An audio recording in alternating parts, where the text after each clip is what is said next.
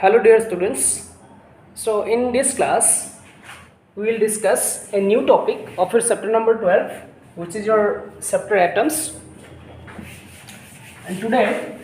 I will discuss ionization, excitation and ionization,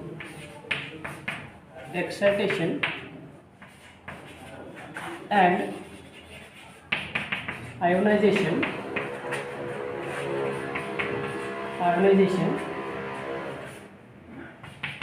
energy,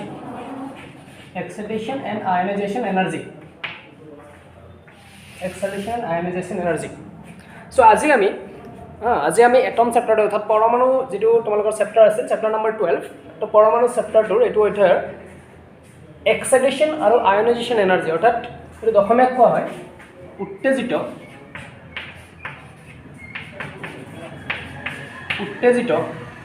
আৰু আয়নীকৰণ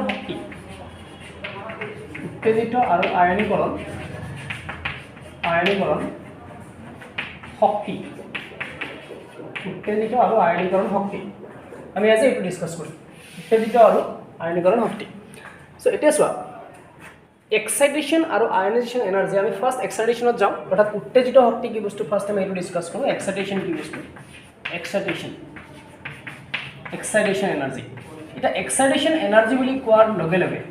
excitation energy অৰ্থাৎ উত্তেজিত শক্তি বুলি কোৱাৰ লগে লগে আমি কোনখিনিক বুজি পাওঁ আমি অলৰেডি ইয়াৰ আগৰ যিবিলাক ক্লাছ আছিল আগৰ ক্লাছত আমি যিবিলাক শক্তি স্তৰ আছে অৰ্থাৎ যিবিলাক এনাৰ্জি লেভেলছ আছে সেই এনাৰ্জি লেভেলছবিলাকৰ আমি অলৰেডি ডিসকাস কৰিছিলোঁ এইবিলাক কেনেকুৱা আছিল যে এনেকুৱা আছিল ধৰিলে একেবাৰে যেটো গ্ৰাউণ্ড লেভেল আছিল অৰ্থাৎ ভূমিস্তৰ অৱস্থা যেটো আছিল তাক আমি কি বুলি কৈছিলোঁ n = 1 লেভেল n = 1 লেভেল আৰু তুমি এটো ক'ব পাৰা যে এটো E1 এনাৰ্জি লেভেল আছে n = 1 বা E1 এনাৰ্জি লেভেল আছে তাৰ ওপৰৰ যেটো লেভেল আছে তাক আমি কৈছিলোঁ n = 2 নাইবা তুমি E2 এনাৰ্জি লেভেল বুলি ক'ব পাৰা n1 এনাৰ্জি লেভেল n2 অৰ্থাৎ n1 শক্তি স্তৰ n2 শক্তি স্তৰ তেনেকৈ তুমি ক'ব পাৰা ঠিক তেনেকৈ তাৰ ওপৰত যেটো আছে তাক আমি n = 3 বা E3 এনেকৈ আমি কন্টিনিউয়াসলি আপ টু আমি কিমানলৈকে পাইছিলোঁ n = ইনফিনিটি আৰু n = ইনফিনিটি ইট মিন্স তোমাৰ যেটো nth এনাৰ্জি লেভেল হ'ব অৰ্থাৎ যেটো nতম শক্তি স্তৰ হ'ব তাত এনাৰ্জিটো কিমান পাইছিলোঁ আমি এনেকৈ কন্টিনিউয়াসলি যাই থাকোতে আমি এনাৰ্জি লেভেলবিলাকৰ কিছুমান পাৰ্টিকুলাৰ ভ্যালু পাইছিলোঁ অৰ্থাৎ ফাৰ্স্ট এনাৰ্জি লেভেল বুলি কোৱাৰ লগে লগে তাত থকা ইলেক্ট্ৰন এটাৰ যেটো এনাৰ্জি লাগিব যেটো শক্তি লাগিব তাত এটা ইলেক্ট্ৰন ষ্টে হৈ থাকিবলৈ তো শক্তিটোৰ এমাউন্ট কিমান আছিল আমাৰ আমি এটো পাইছিলোঁ E1 এনাৰ্জি লেভেলত থাকিব লাগে কিমান এনাৰ্জি ৰিকোয়াৰমেন্ট হয় -13.6 eV ইলেক্ট্ৰন ভোল্ট নেক্সট কিমান আছিল -3.4 electron volt next -1.51 electron volt এনেকৈ কন্টিনিউয়াসলি বাঢ়ি মানে তোমাৰ কি হৈছে যিমানে ওপৰলৈকে তুমি গৈ আছা সিমান তোমাৰ এনাৰ্জিটো কি হৈ যায় আছে বাঢ়ি গৈ আছে আৰু ইয়াতে নিগেটিভ সাইন এনাৰ্জিৰ যেটো এক্সপ্ৰেছন তোমালোকৰ অলৰেডি যেটো এক্সাম গ'ল তাতো এনাৰ্জিৰ এক্সপ্ৰেছনটো উলিয়াব দিয়া হৈছিল এনাৰ্জিৰ এক্সপ্ৰেছনটোত যেটো নিগেটিভ সাইন থাকে এই নিগেটিভ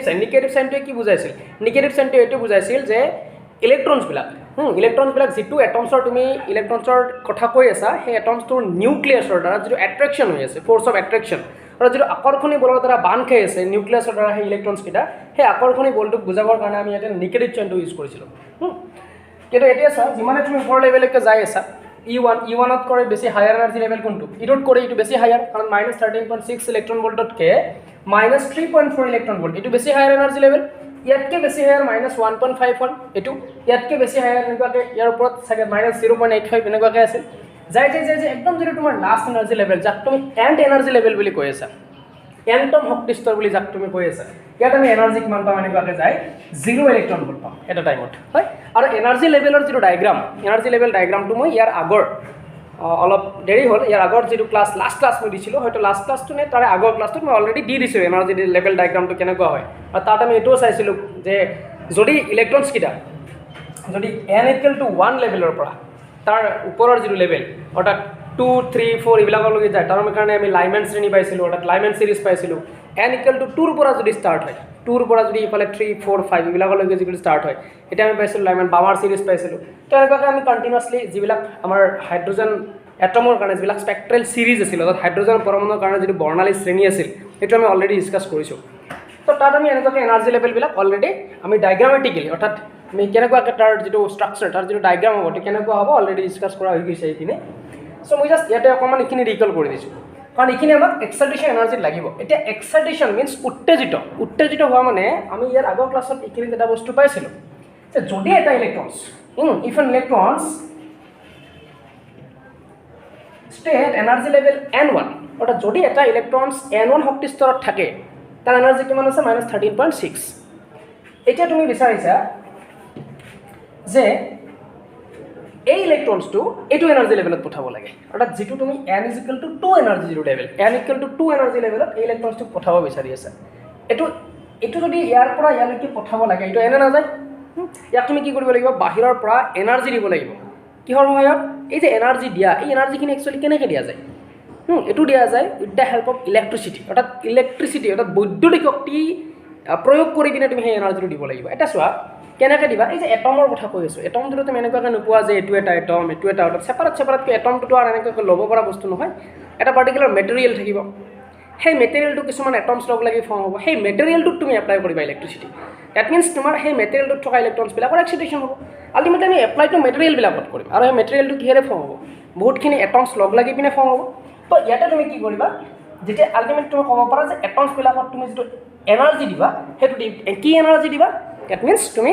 ইলেক্ট্ৰিচিটি দিবা তাত ইলেক্ট্ৰিচিটি এপ্লাই কৰিব লাগিব অৰ্থাৎ বৈদ্যুতিক শক্তি প্ৰয়োগ কৰিব লাগিব আৰু যেতিয়া তুমি ইয়াত ইলেক্ট্ৰিচিটি দিবা অৰ্থাৎ ইলেক্ট্ৰিক এনাৰ্জি যেতিয়া দিবা এনাৰ্জিটো পোৱাৰ লগে লগে এই ইলেক্ট্ৰনটো ইয়ালৈকে কি হ'ব গুচি যাব এই ইলেক্ট্ৰনটো ইয়াৰ পৰা ইয়ালৈকে গুচি যাব কিন্তু এতিয়া কিমানখিনি এনাৰ্জি দিব লাগিব ইয়াৰ পৰা অৰ্থাৎ n1 লেভেলৰ পৰা এটা ইলেক্ট্ৰন যদি n2 লেভেললৈকে এক্সাইটেশ্যন হ'ব লাগে এক্সাইটেশ্যন হোৱা মিনছ উত্তেজিত যদি হ'ব লাগে উত্তেজিত অৱস্থা যদি পাব লাগে আৰু ইয়াত যেতিয়া ইলেক্ট্ৰনছটো আহি পাব ইয়াৰ পৰা যেতিয়া ইলেক্ট্ৰনছটো গৈ পিনে এইটো পাব এইটোক আমি কি বুলি কোৱা হ'ম এক্সাইটেড ষ্টেটত থকা বুলি কওঁ এই ইলেক্ট্ৰনটোক তেতিয়া আমি ক'ম এক্সাইটেড ষ্টেটত থকা বুলি এক্সাইটেড ষ্টেট অৰ্থাৎ উত্তেজিত অৱস্থাত থকা বুলি কোৱা হয় এইটো এক্সাইটেড ষ্টেটত থকা বুলি কোৱা হয় এইটো এতিয়া কিমানখিনি এনাৰ্জি দিব লাগিব এই ইলেক্ট্ৰনটোক goes from n1 energy level to energy level n2 অৰ্থাৎ যাৰ এনাৰ্জিৰ এমাউণ্ট কিমান আছে -3.4 অৰ্থাৎ ইয়াৰ পৰা ইলেক্ট্ৰনটো ইয়ালৈকে যাব লাগিলে তুমি কিমানখিনি এনাৰ্জি ছাপ্লাই দিব লাগিব ইয়াতে তো সেইখিনি যদি আমি কেলকুলেশ্যন কৰোঁ ইয়াতে আমাৰ কিমান হ'ব লাগিব কোনটো higher which one is higher energy level n2 or n1 n2 is higher energy level অৰ্থাৎ lower energy levelৰ পৰা যেতিয়া higher energy levelলৈকে তুমি পঠাব লাগিব তেতিয়া তুমি বাহিৰৰ পৰা এটা এক্সট্ৰা এনাৰ্জি দিব লাগিব with the help of electricity অৰ্থাৎ বৈদ্যুতিক শক্তি প্ৰয়োগ কৰি তুমি নিম্ন শক্তি স্তৰৰ পৰা উচ্চ শক্তি স্তৰলৈ ইলেক্ট্ৰনটো পঠাব লাগিব অৰ্থাৎ তুমি কি কৰিব লাগিব ইয়াতে কিমান এনাৰ্জি দিব লাগিব E2 - E1 হয় অৰ্থাৎ যিটো ডাঙৰটোৰ পৰা যদি সৰুটো তুমি মাইনাছ কৰি দিয়া যিখিনি ডিফাৰেঞ্চ পাবা that much of amount will be supplied to goes from this electron from n1 level to n2 level অৰ্থাৎ n1 লেভেলৰ পৰা n2 লেভেললৈকে অৰ্থাৎ এইটো শক্তি স্তৰৰ পৰা এইটো শক্তি স্তৰলৈকে ইলেক্ট্ৰনছটো যাব লাগিলে তুমি ইমানখিনি এমাউণ্ট এনাৰ্জি তাক দিব লাগিব E2 - E1 অৰ্থাৎ তুমি কিমান এনাৰ্জি দিব লাগিব ইয়াৰ এনাৰ্জি কিমান আছিল -3.4 মাইনাছ ইয়াৰ এনাৰ্জি কিমান -13.6 দ্যাট মিনছ তোমাৰ ভেলুটো কি পাবা এতিয়া মাইনাছ প্লাছ তো 13.6 এইটো অলৰেডি -3.4 দ্যাট মিনছ তুমি পাইছা 10.2 ইলেক্ট্ৰন ভোল্ট পাইছা 10.2 ইলেক্ট্ৰন ভোল্ট তাৰমানে 10.2 ইলেক্ট্ৰন ভোল্ট যদি তুমি n1 লেভেলত থকা ইলেক্ট্ৰনটোক দি দিয়া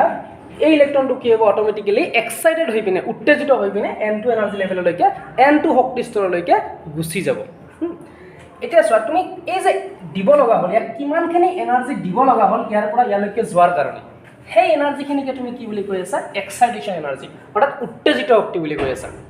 উত্তেজিত শক্তি অৰ্থাৎ ইমানখিনি অৰ্থাৎ উত্তেজিত বুলি এইকাৰণে কৈ আছা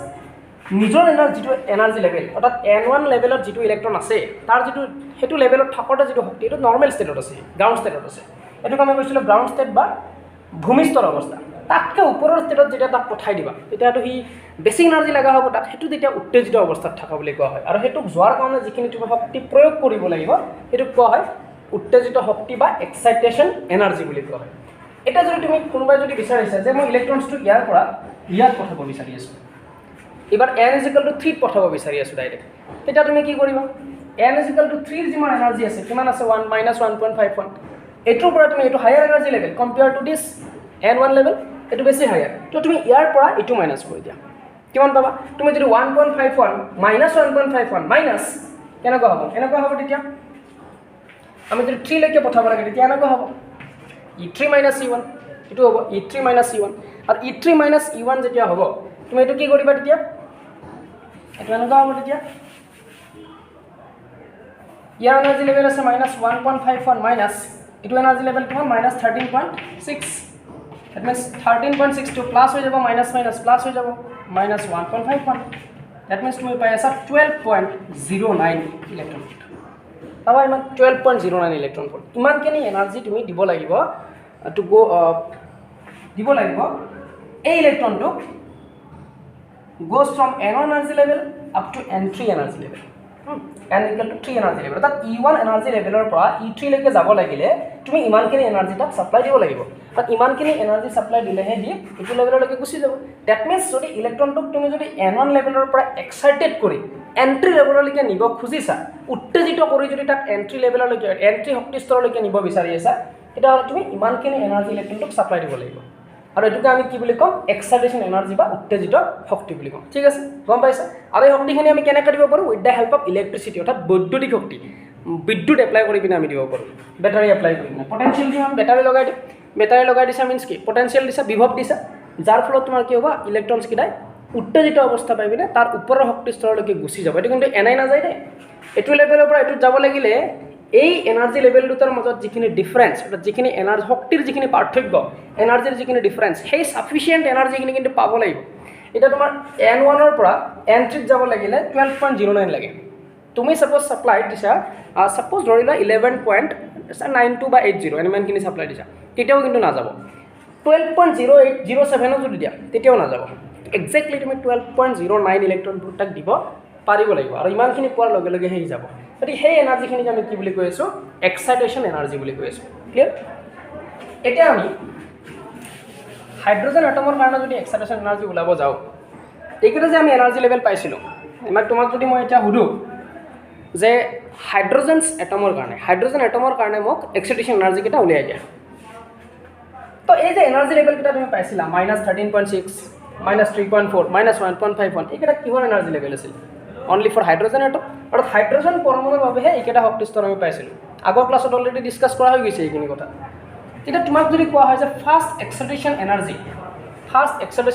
ফৰ হাইড্ৰোজেন এটম যদি কোৱা হয় তে আমি কি কৰিম যে ফাৰ্স্ট এক্সাইটেশন এনাৰ্জি ফৰ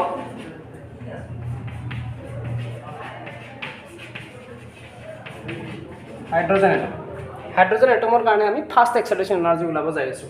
কিমান হ'ব যাক আমি কম যে EX X means excitation energy EX means excitation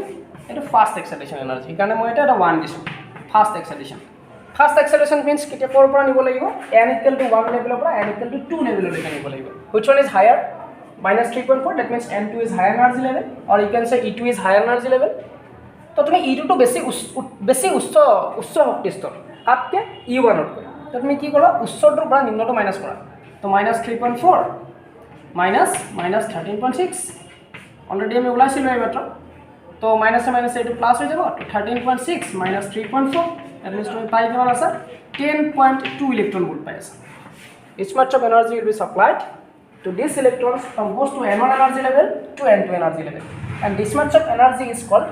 excitation energy fast excitation energy for hydrogen atom বুলি আমি এইকাৰণে স্পেসিফাই কৰি দিছো কাৰণ আমি এই যিকেটা এনাৰ্জি লেভেল পাই আছিলো এই গোটেইবিলাক হাইড্ৰোজেন স্পেক্ট্ৰাম অকল হাইড্ৰোজেন এটমৰ কাৰণে পাই আছিলো আমি ঠিক আছে এটো কম ফাস্ট এক্সাইটেশন এখানে এনাৰ্জি লেভেলটো দে এখানে এটো কম ফাস্ট এক্সাইটেশন এনাৰ্জি ঠিক তেনেকৈ তোমাক যদি খুদা হয় যে second excitation energy for hydrogen atom কিমান হ'ব তেতিয়া হলে তুমি কি কৰিবা EX2 কৰিবা আৰু EX2 means second excitation energy কিমান হ'ব আমি n1 লেভেলৰ পৰা এবাৰ ক'ত পঠাব লাগিব এটো n equal to 3 লেভেললৈকে পঠাব লাগিব তো যদি n equal to 3 লেভেললৈকে পঠাই দিয়া এটা হলে ইয়াত এটো জায়গাত কি আহিব এবাৰ কোনটো হায়াৰ হ'ব এটো আৰু এটো হিচাপত এটো বেছি হায়াৰ হ'ব তো -1.51 আহিব এটো 13.6 থাকি গল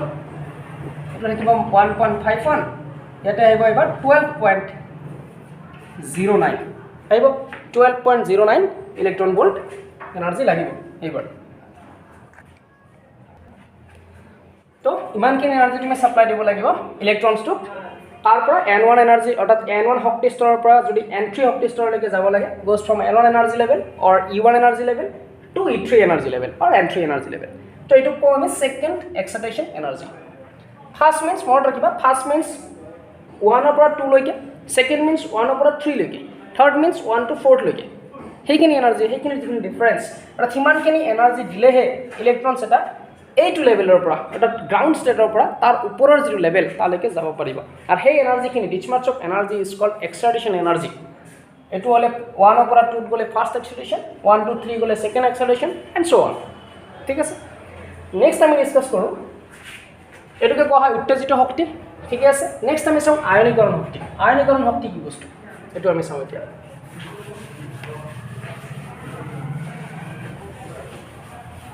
এটা চাবা আয়নীকৰণ শক্তি পঢ়াৰ আগতে এটা বস্তু চোৱা আয়নীকৰণ শক্তি দ্যাট মিন্স আয়নাইজেশ্যন এনাৰ্জি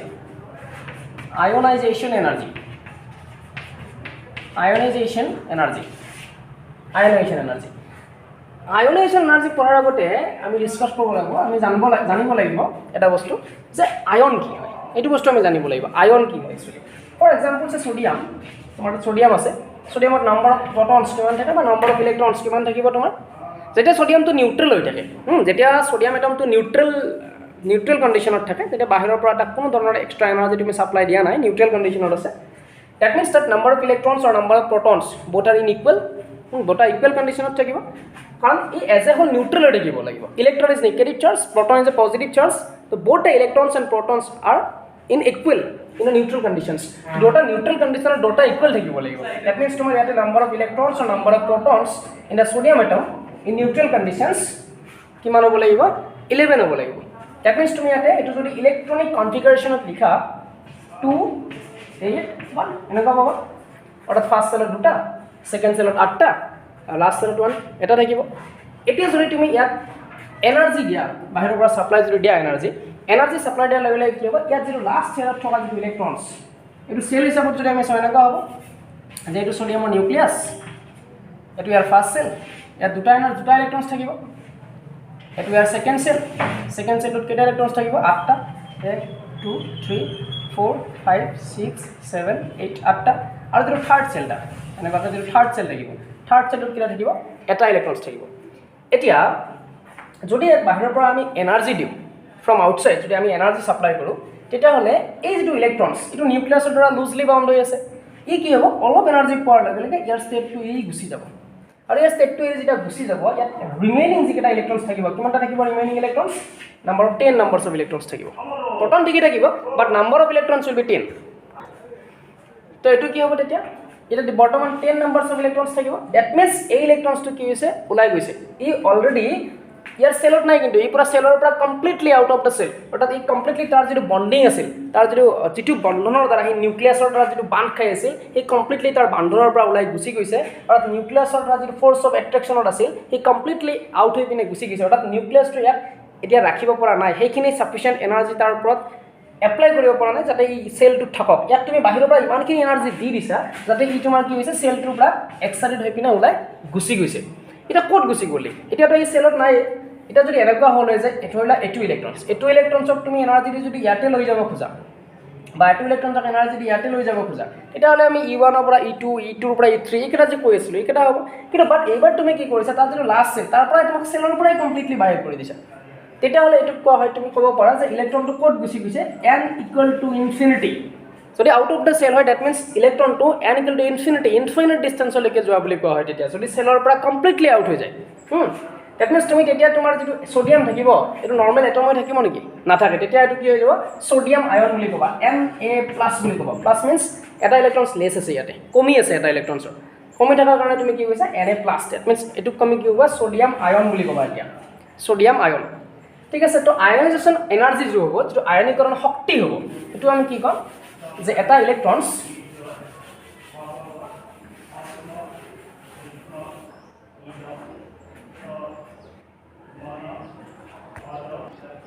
গতিকে আমি ক'ব পাৰোঁ যে এটা এটমৰ যদি যিকোনো এটা ইলেক্ট্ৰনছ এইটো এটা মই জাষ্ট এক্সাম্পলহে দিছোঁ তোমালোকক যে একচুৱেলি আয়ন কি বস্তু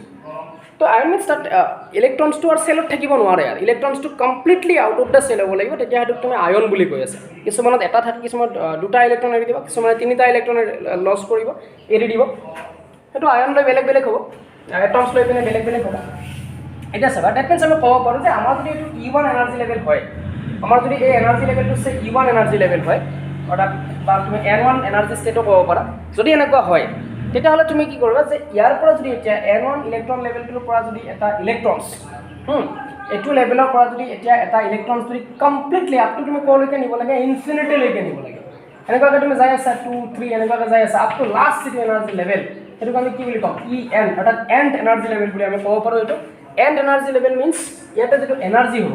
এনাৰ্জিটো কমপ্লিটলি কি হৈ যাব, 0 ইলেক্ট্ৰন ভোল্ট হৈ যাব। কাৰণ ইয়াতে আছিল -13.4, ইয়াতে আছিল -13.6, 4 নহয় দেই, সৰি 6, -13.6, তাৰ ওপৰতো আছিল -3.4 ইলেক্ট্ৰন ভোল্ট, তাৰপিছতো -1.51 ইলেক্ট্ৰন ভোল্ট, এনেকৈ যাওঁতে যাওঁতে তুমি যিটো ইনফাইনাইট নাম্বাৰ, তাত এণ্ড নম্বৰত যিটো পাবা এনাৰ্জি লেভেল, তাত তুমি এনাৰ্জি কিমান পাবা, 0 ইলেক্ট্ৰন ভোল্ট এনাৰ্জি পাবা। ঠিক আছে, এইটোক পাবা তুমি 0 ইলেক্ট্ৰন ভোল্ট এনাৰ্জি। আৰু এই যিটো 0 ইলেক্ট্ৰন ভোল্ট এনাৰ্জি তুমি পাই আছা এণ্ড লেভেলত, তুমি যিটো 0 ইলেক্ট্ৰন ভোল্ট এনাৰ্জি পাই আছা, আমি completely out of the atom বুলি কোৱাৰ লগে লগে মই কি ক'লোঁ যে ইলেক্ট্ৰনটো ক'ত গুচি যোৱা বুলি ক'বা, যে এইটো এণ্ড নাম্বাৰ এনাৰ্জি লেভেললৈকে গুচি যোৱা বুলি কওঁ আমি, অৰ্থাৎ বহুত বেছি তোমাৰ হায়াৰ এনাৰ্জি লেভেললৈকে। 0 মিনছ কি, যিমানে ওপৰলৈকে যাই আছে, মাইনাছ চিম্বল আছে নহয়, যিমানে ওপৰলৈকে যাই আছে তোমাৰ কি হৈ গৈছে, এইটো তোমাৰ বাঢ়ি এটা টাইমত 0 হ'ব। আৰু তুমি যদি infinite EN = 0 means N = infinite, এইটো infinite numbers of energy level বুলি কোৱা হয়। আৰু completely out of the atom means তুমি ইনফাইনাইট এনাৰ্জি লেভেললৈকে লৈ যোৱা বুলি ধৰা হয় এইটো। তেতিয়াহ'লে তোমাৰ যিটো আয়নাইজেশ্যন এনাৰ্জি হ'ব, কিমান হ'ব, যে আয়নাইজেশ্যন এনাৰ্জি এনাৰ্জিৰ আকৌ ফাৰ্ষ্ট ছেকেণ্ড নাথাকে, তাত তুমি ডাইৰেক্ট ক'ব পাৰিবা এটা পাৰ্টিকুলাৰ এটমৰ কাৰণে এটা আয়নাইজেশ্যন এনাৰ্জি থাকিব, যে তাক আয়নত যদি তাক নিব লাগে, তাত আয়ন বনাব লাগে, তাত আমি কিমানখিনি ইলেক্ট্ৰনছ দিব, কিমানখিনি এনাৰ্জি দিব লাগিব আয়ন যদি বনাব লাগে। তো আয়নাইজেশ্যন এনাৰ্জি ফৰ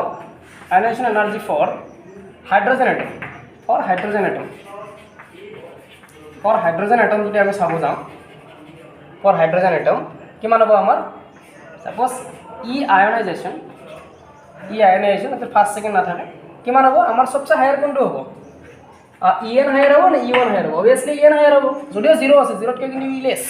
গতিকে আমি কি লিখিব পাৰোঁ যে EN বুলি লিখাতকৈ তুমি এনেকৈ লিখা ইনফাইনাইট এনাৰ্জি লেভেল, ইনফাইনাইট, অৰ্থাৎ ইনফাইনাইট এনাৰ্জি লেভেল, অৰ্থাৎ তুমি এনেকৈ যাই আপ টু ইনফাইনাইট এনাৰ্জি লেভেললৈকে গুচি গৈছা, মাইনাছ E1, ক'ৰ পৰা গৈছা, E1 এনাৰ্জি লেভেলৰ পৰা গৈছা, E1 এনাৰ্জি লেভেল। ঠিক আছে, অৰ্থাৎ E1 এনাৰ্জি লেভেললৈকে তুমি গুচি গৈছা, ইনফাইনাইট মাইনাছ E1। এতিয়া চোৱা, ইনফাইনাইট মিনছ এনাৰ্জি কিমান আছিল, 0 ইলেক্ট্ৰন ভোল্ট। এইটো যাৰ ধৰিব পৰা নাই, তোমালোকে আগৰ ক্লাছটোত যিটো এনাৰ্জি লেভেল ডায়েগ্ৰাম দিছিলোঁ, তাত ডায়েগ্ৰামটোত চাবা লাষ্ট যিটো এনেকৈ যাই বাঢ়ি একদম যিটো ওপৰৰ লেভেল আছিল, তাত এনাৰ্জিটো চাবা 0 ইলেক্ট্ৰন ভোল্ট লিখা আছে, তাত যিটো এনাৰ্জি লিখা আছে এইটো 0 ইলেক্ট্ৰন ভোল্ট এনাৰ্জি লিখা আছে।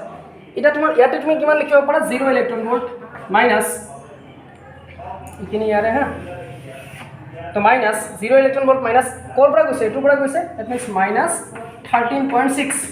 ডেট মিনছ তুমি পাবা কিমান, 13.6 ইলেক্ট্ৰন ভোল্ট, কিমানখিনি পাবা 13.6 ইলেক্ট্ৰন ভোল্ট। অৰ্থাৎ হাইড্ৰজেনৰ কাৰণে যিটো আয়নাইজেশ্যন এনাৰ্জি হ'ব সেইটো হ'ব 13.6 ইলেক্ট্ৰন ভোল্ট এনাৰ্জি। ঠিক আছে, ইমানখিনি পাবা হাইড্ৰজেনৰ কাৰণে আয়নাইজেশ্যন এনাৰ্জি। তো গম পালা, অৰ্থাৎ এক্সাইটেশ্যন আয়নাইজেশ্যন এনাৰ্জি বা আয়নীকৰণ শক্তি, অৰ্থাৎ এক্সাইটেশ্যন বা উত্তেজিত শক্তিটো কি পালোঁ, যে এটা নিৰ্দিষ্ট লেভেলৰ পৰা, অৰ্থাৎ N = 1 লেভেলৰ পৰা 2ক নিব লাগিলে তুমি ক'বা ফাৰ্ষ্ট এক্সাইটেশ্যন এনাৰ্জি, অৰ্থাৎ প্ৰথম উত্তেজিত শক্তি, নেক্সটটোক ক'বা দ্বিতীয় উত্তেজিত শক্তি, তেনেকুৱাকৈ ক'বা। অৰ্থাৎ first excitation state, second excitation state, third excitation state, first হ'ব লাগিলে ফ্ৰম N = 1 to 2, ছেকেণ্ড হ'ব লাগিলে from N = 1 to N = 3, third হ'ব লাগিলে ফ্ৰম N = 1 to N = 4, 1ৰ পৰা নি আছা, বাকীকেইটালৈকে নি আছা তুমি। তো এইটো এতিয়া ইয়াতে আমি কি কৰি আছোঁ,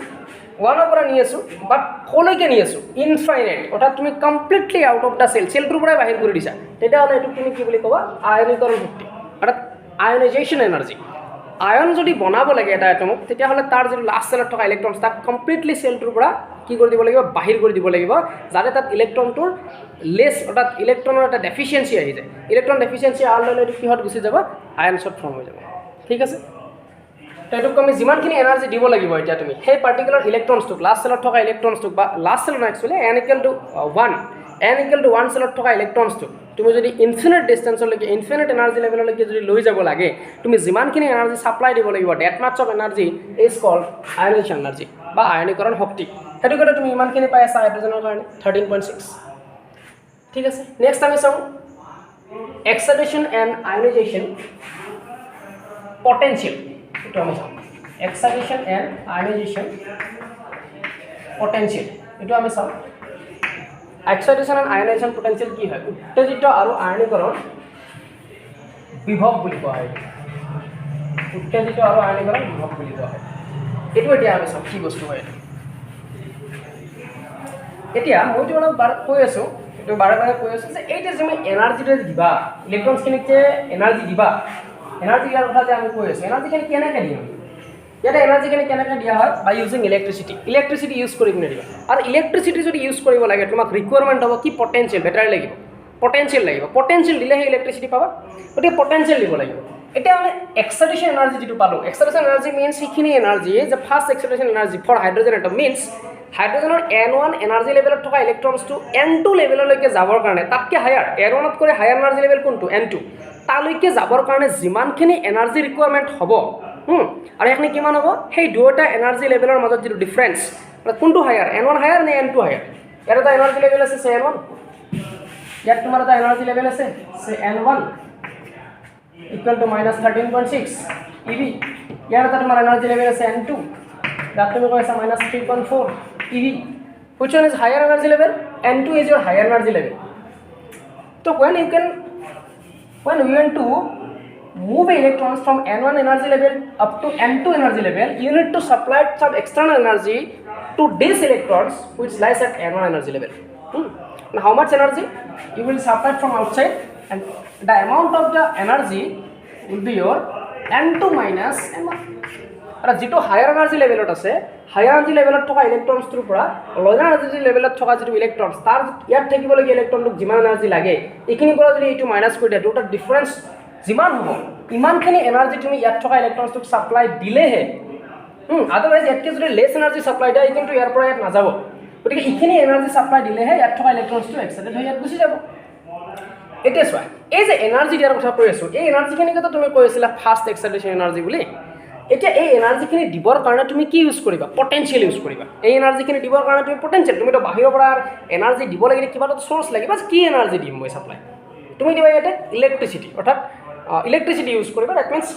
তুমি ইলেক্ট্ৰিক এনাৰ্জি ইউজ কৰিবা এই যে ইলেক্ট্ৰিচিটিখিনি ইউজ কৰিবা তুমি সেইখিনি এনাৰ্জি দিয়াৰ কাৰণে কিমানখিনি পটেনচিয়েল ইউজ কৰিব লগা হৈছে how much amount of potential you need to supply to gain this much of energy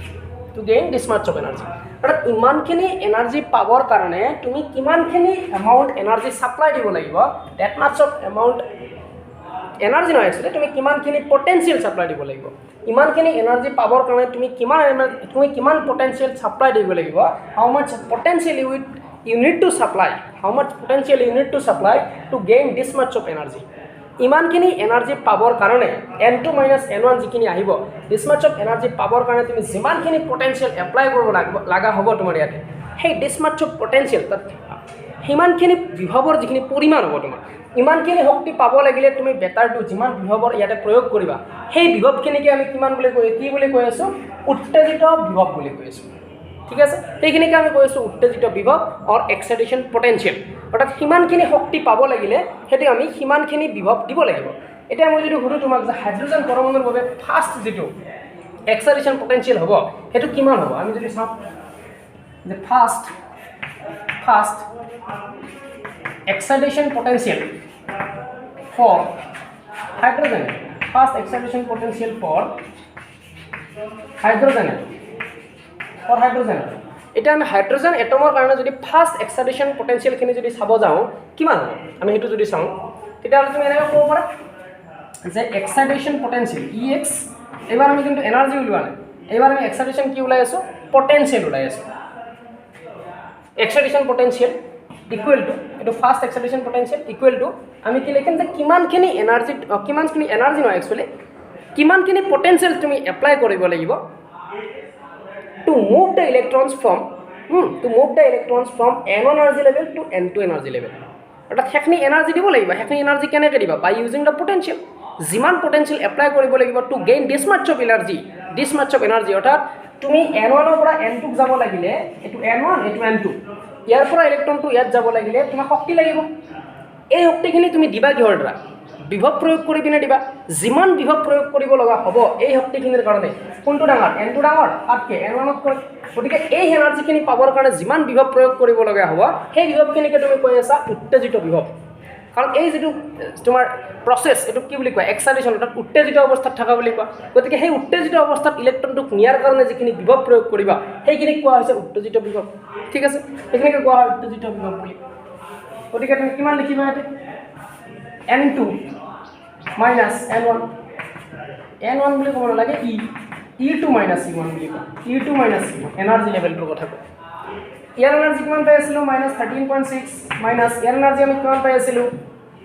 -3.2 তেনে কিমান পাম কিমান উল্টা হ'ল ডাঙৰ কোন আছে 3.4 বেছি ডাঙৰ আছে 3.4 minus 13.6 itu minus plus apa? Itu minus. That means to me 13.6 minus 3.4. Ultimate result to ki baba 10.2 baba.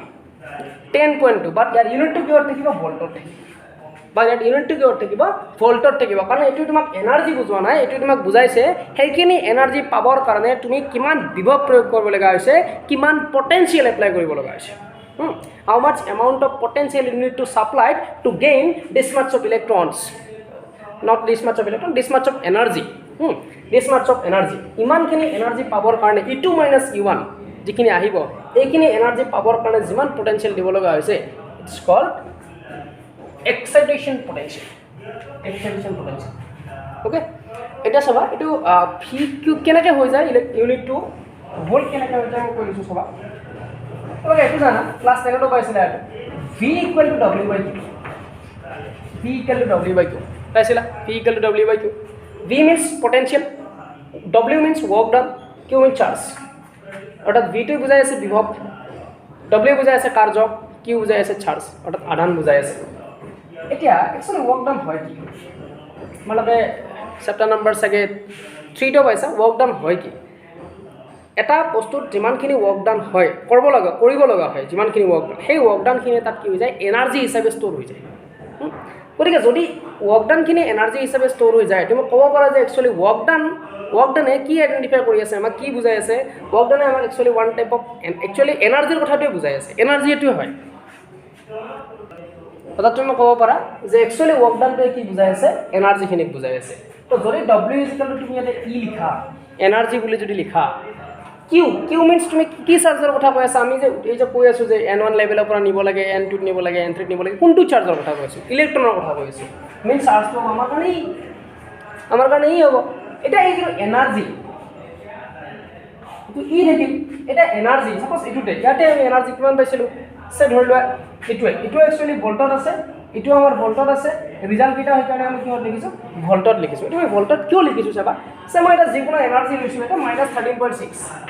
-13.6 কিয় থাকিব ইলেক্ট্ৰন ভোল্টত থাকিব ইলেক্ট্ৰন ভোল্টত -13.6 ইলেক্ট্ৰন ভোল্ট এটো হৈছে চাৰ্জ অফ ইলেক্ট্ৰনছ এতিয়া চোৱা থাকিলে এটো ইলেক্ট্ৰনৰ চাৰ্জ কি হয় ইলেক্ট্ৰনৰ যেটো চাৰ্জ হ'ব এটো আমি কিহে ডিটাৰমাইন কৰো ই ৰে ডিটাৰমাইন কৰো তো এতিয়া চোৱা ইয়াতো ই আছে ইলেক্ট্ৰন ভোল্ট এই ই আৰু এইটো কেনসেল হৈ যাব থাকিব কোন অকল -13.6 ভোল্ট থাকিব -13.6 ভোল্ট থাকিব ইয়াতে থাকিব গতিকে এই যে -13.6 ভোল্টৰ আহি গ'ল এটো एक्चुअली কি আছে বিভৱ ভিটোই কি বুজাই আছে বিভৱ সেইকাৰণে আমি এটা যেতিয়া পটেনশিয়াল ওলাইছো অৰ্থাৎ যেতিয়া উত্তেজিত বিভৱ ওলাইছো এনাৰ্জি ওলাওতে তোমাৰ কি আছিল ইলেক্ট্ৰন ভোল্টত আছিল বাট যেতিয়া বিভৱৰ কথা ক'লো তেতিয়া এই ফৰ্মুলাটো মতে তোমাৰ কি হতে আহিব লাগে ইউনিটটো অকল ভোল্টত আহিব লাগে তো এইকাৰণে আমি এটা ইউনিটটো কিহত লিখিছো ভোল্টত লিখিছো ঠিক আছে এটো আছিল ফার্স্ট এক্সাইটেশন পটেনশিয়াল ঠিক তেনেকৈ তুমি যদি উলোৱা second excitation potential for hydrogen atom কিমান হ'ব second excitation potential for hydrogen atom কিমান আহিব আমি যদি সেকেন্ড এক্সাইটেশন পটেনশিয়াল যদি চাব যাম এবাৰ ক'ৰ পৰা ক'ত যাব লাগিব এবাৰ তুমি ই 1 ৰ পৰা E3 যাব লাগিব হয়নে E1 ৰ পৰা E3 যাব লাগিব E1 ৰ পৰা যদি E3 যোৱা তোমাক যিমানখিনি এনাৰ্জি ৰিকুৱাৰমেণ্ট হ'ব এটা ইলেক্ট্ৰনক E1 লেভেলৰ পৰা আপ টু তাতকৈ বেছি হায়াৰ এনাৰ্জি লেভেল E3 লৈকে যদি পঠাই দিব লগা হয় তাক যদি এক্সাইটেড কৰি তাক উত্তেজিত কৰি যদি পঠাই দিব লাগে তুমি এনাৰ্জি কিমান দিব লাগিব কোনটো লেভেল হৈছে হায়াৰ E3 নে E1 অবভিয়াছলি E3 হায়াৰ গতিকে হায়াৰটোৰ পৰা লয়াৰটো মাইনাছ এইখিনি এনাৰ্জি দিব লাগিব আৰু এইখিনি এনাৰ্জি ছাপ্লাই তুমি কিহেৰে দিবা বিভৱ প্ৰয়োগ কৰি এটা পটেনচিয়েল প্ৰয়োগ কৰি দিবা পটেনচিয়েল এপ্লাই কৰি পিনে দিবা গতিকে সেই যিমান পটেনচিয়েল এপ্লাই কৰিব লাগিব সেটুকে আমি যিমান বিভৱ প্ৰয়োগ কৰিব লাগিব সেটুকে আমি কি বুলি কৈ আছো ইয়াতে উত্তেজিত বিভৱ কৈ আছো সেকেন্ড অৰ্থাৎ দ্বিতীয় উত্তেজিত বিভৱ কৈ আছো কাৰ কাৰণে হাইড্ৰোজেন পৰমাণুৰ বাবে দ্যাট মিন্স আমি যদি এইখিনি বহাই দিওঁ এটো আমাৰ কিমান আহিব এবাৰ এটো আমাৰ আহিব এবাৰ -1.51 ভোল্ট আহিব গতিকে এটো আহিব কিমান আহিব 1.51 ভোল্ট দ্যাট মিন্স তোমাৰ এনসাৰটো আহিব এবাৰ 12.09 ভোল্ট ইউনিট টু ভোল্টত আহিব কেনেকৈ আহে মই কৈ দিলোঁ অলৰেডি তো এইটো ভোল্টত আহিব ঠিক তেনেকৈ আমি বাকীবিলাকো ওলাব পাৰিম মাত্ৰ মনত ৰাখিবা ফাৰ্ষ্ট মিন্স 1 ৰ পৰা 2 ত যাব সেকেন্ড মিন্স 1 ৰ পৰা 3 ত যাব থাৰ্ড মিন্স 1 ৰ পৰা 4 ত যাব এটা আমি চাম আয়নীকৰণ বিভৱ অৰ্থাৎ আয়নাইজেশ্যন পটেনচিয়েল কি হয় আমি এইটো চাম অৰ্থাৎ আয়নাইজেশ্যন পটেনচিয়েল আমি চাগে গম পাইছা তোমালোকে কি হ'ব এইটো আয়নাইজেশ্যন বুলি কাক কৈছিলে যে এটা ইলেক্ট্ৰনছ তাৰ সেলটোৰ পৰা যদি কমপ্লিটলি আউট হৈ যাব লাগে দ্যাট মিন্স আয়ন ফৰ্ম কৰিব লাগে আয়ন ফৰ্ম কৰাৰ কাৰণে ইলেক্ট্ৰনটো তুমি কমপ্লিটলি সেলটোৰ পৰা ওলাই দিব লাগিব দ্যাট মিন্স তুমি ক'ত নিব লাগিব বুলি সেইটো ক'ত যোৱা বুলি কোৱা হয় ইনফাইনাইট এনাৰ্জি ইনফাইনাইট লেভেললৈকে গুচি যোৱা বুলি ধৰা হয় এটা হেতু লেভেললৈকে নিবৰ কাৰণে তুমি যিখিনি এনাৰ্জি সাপ্লাই দিছিলা অৰ্থাৎ এটা ইলেক্ট্ৰনছক এটা কমপ্লিট এটমৰ পৰা ওলাই লৈ যোৱাৰ কাৰণে তুমি যিমানখিনি এনাৰ্জি ৰিকুৱাৰমেণ্ট সেইটো কৈছিলা আয়নাইজেশ্যন এনাৰ্জি সেই এনাৰ্জিখিনি যিমান পটেনচিয়েল ইউজ কৰি দিবা অৰ্থাৎ এই এনাৰ্জিখিনি মই কৈছোঁ ইলেক্ট্ৰিচিটি ইউজ কৰি দিব লাগিব আৰু ডাইৰেক্ট এটা এটম দুটা এটমকৈ দিব নোৱাৰা এইটো তুমি কি ল'ব লাগিব এটমটো আমি ডাইৰেক্ট এটা দুটাকৈ গম নাপাওঁ আমি এটা মেটেল লওঁ সেইটো যিটো এটমেৰে ফৰ্ম হৈছে সেই তাত মেটেলটোত লগাই দিম তো এটমছবিলাকে পাই যাব সেইটো কৈ আছোঁ আমি তো এতিয়া ইয়াতে আমি কি কৰিম যেতিয়া আমি আয়নাইজেশ্যন পটেনচিয়েল চাম তাত সেই পাৰ্টিকুলাৰ ইলেক্ট্ৰনটো আউট অফ দ্য সেল কৰিবৰ বাবে সেলটোৰ পৰা বাহিৰ ওলাই লৈ যাবৰ বাবে যিমানখিনি এনাৰ্জি লাগে সেই এনাৰ্জিখিনি পাবৰ কাৰণে আমি যিমান পটেনচিয়েল এপ্লাই কৰিম this much of potential is called ionisation potential সেই অৰ্থাৎ এটা এটমৰ পৰা তুমি যদি তাক আয়নীকৰণ অৰ্থাৎ আয়ন যদি বনাব লাগে তুমি কি কৰিব লাগিব ইলেক্ট্ৰনটো কমপ্লিটলি এটমটোৰ পৰা ওলাই দিব লাগিব আৰু ওলাই যোৱাৰ কাৰণে যিখিনি শক্তি লাগে তুমি কৈ আছিলা তুমি আয়নীকৰণ শক্তি এটা সেই শক্তিখিনি কিহেৰে দিবা বৈদ্যুতিক শক্তি প্ৰয়োগ কৰি দিবা অৰ্থাৎ বৈদ্যুতিক শক্তি দিব লাগিলে তুমি বিভৱ প্ৰয়োগ কৰিব লাগিব যিমান বিভৱ প্ৰয়োগ কৰি তুমি সেই নিৰ্দিষ্ট সংখ্যক শক্তিখিনি দিবা যে ইলেক্ট্ৰনটো যাতে ওলাই যায় সেই বিভৱখিনিকে আমি কি বুলি ক'ম আয়নীকৰণ বিভৱ বুলি ক'ম নহ'লে মই অলপ আগতে কৈছিলোঁ আয়নীকৰণ শক্তিৰ কোনো ফাৰ্ষ্ট ছেকেণ্ড তেনেকুৱা নাথাকে গতিকে আমি হাইড্ৰজেনৰ কাৰণে যদি চাব যাওঁ আমি কিমান পাম এইটো চাবা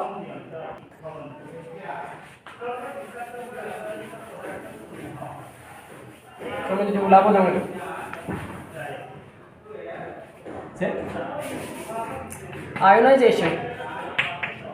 আয়নাইজেশ্যন potential for